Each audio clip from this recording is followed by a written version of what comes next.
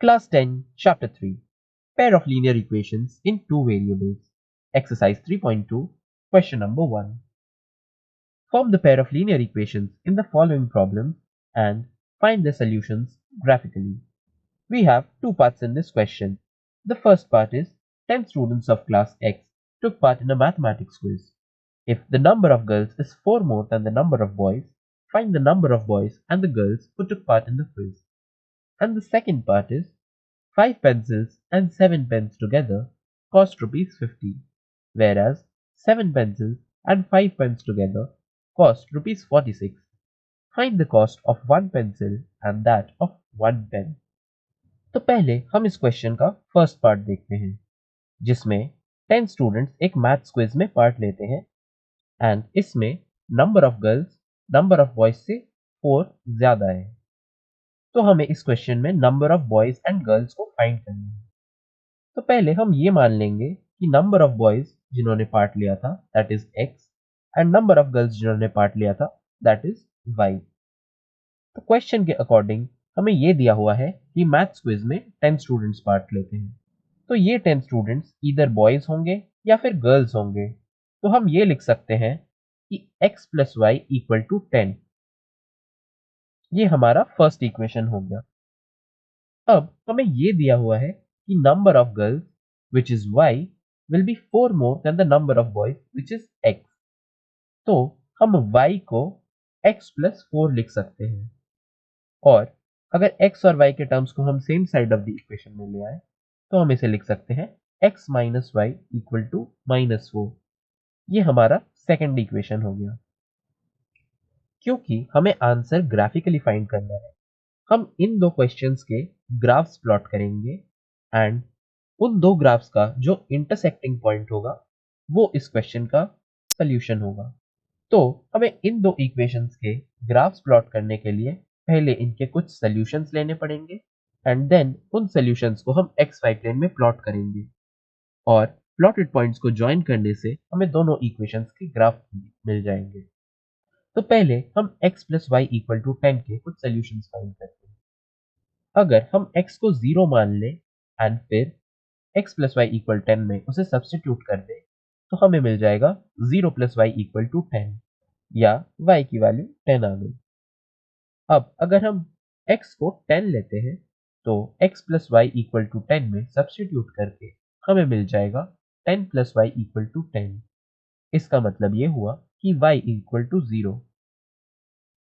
इन corresponding pairs को हम एक टैबुलर फॉर्म में रिप्रेजेंट कर देंगे। अब हम नेक्स्ट इक्वेशन जो कि x minus Y equal to -4 के सॉल्यूशंस फाइंड करेंगे। अगर हम x को 0 मान लें तो x minus Y equal to -4 में सब्स्टिट्यूट करके हमें मिलेगा 0 माइनस वाई इक्वल टू -4, जिससे हमें y की वैल्यू 4 मिल जाएगी। अब अगर हम x की वैल्यू -4 ले लें तो x minus Y equal to -4 में सब्स्टिट्यूट करके हमें मिल जाएगा -4 माइनस वाई इक्वल टू -4। इससे हमें y की वैल्यू 0 आ जाएगी। तो इन corresponding pairs of x and y को भी हम टैबुलर फॉर्म में रिप्रेजेंट कर देंगे। अब हमने जो दो सेट ऑफ पॉइंट्स निकाले हैं दोनों इक्वेशंस के लिए, उन्हें हमें ग्राफ पे प्लॉट करना पड़ेगा एंड हम ये देख सकते हैं कि दोनों ग्राफ्स इंटरसेक्ट करते हैं 3,7 पे। इसका मतलब ये हुआ कि 3,7 ही सोल्यूशन है, या फिर हम ऐसे कह सकते हैं कि नंबर ऑफ बॉयज जिन्होंने पार्ट लिया था that will be 3 and the number of girls जिन्होंने पार्ट लिया था वो 7 होंगे। अब हम क्वेश्चन के नेक्स्ट पार्ट को कंसिडर करेंगे, विच इज 5 पेंसिल्स और 7 पेन्स का कॉस्ट 50 रुपीज है, जबकि 7 पेंसिल्स और 5 पेन्स का कॉस्ट 46 रुपीज है। तो हमें इसमें से एक पेंसिल और एक पेन का कॉस्ट निकालना है। तो पहले हम ये मान लेते हैं कि एक पेंसिल का कॉस्ट x रुपीज है और एक पेन का कॉस्ट y रुपीज है। क्वेश्चन में ये दिया हुआ है कि 5 पेंसिल्स और 7 पेन्स कॉस्ट करता है 50 रुपीज। इसका मतलब ये हुआ 5 पेंसिल्स का कॉस्ट 5x होगा एंड 7 पेन्स का कॉस्ट 7y होगा। तो इन दोनों का कॉस्ट मिला के हमें 50 रुपीज पड़ता है। तो हमें इससे पहला इक्वेशन मिल गया which is 5x plus 7y equal to 50। अब नेक्स्ट सिनेरियो में ये दिया हुआ है कि 7 पेंसिल्स एंड 5 पेन्स का कॉस्ट 46 रुपीज है। 7 पेंसिल्स का कॉस्ट होगा 7x एंड 5 पेन्स का कॉस्ट होगा 5y। इन दोनों का कॉस्ट मिला के 46 आता है। तो हमें सेकंड इक्वेशन मिल गया which is 7x plus 5y equal to 46। फिर से हमें x और y की वैल्यू फाइंड करनी है ग्राफिकल मेथड से। पहले हम 5x plus 7y equal to 50 के कुछ सोल्यूशंस निकाल लेंगे। अगर हम x की वैल्यू 10 मान लें तो 5x plus 7y equal to 50 में सब्सटीट्यूट करके हमें मिल जाएगा 50 प्लस 7y इक्वल टू 50, जिससे 7y इक्वल टू 0 आ जाएगा एंड y की वैल्यू 0 आ जाएगी।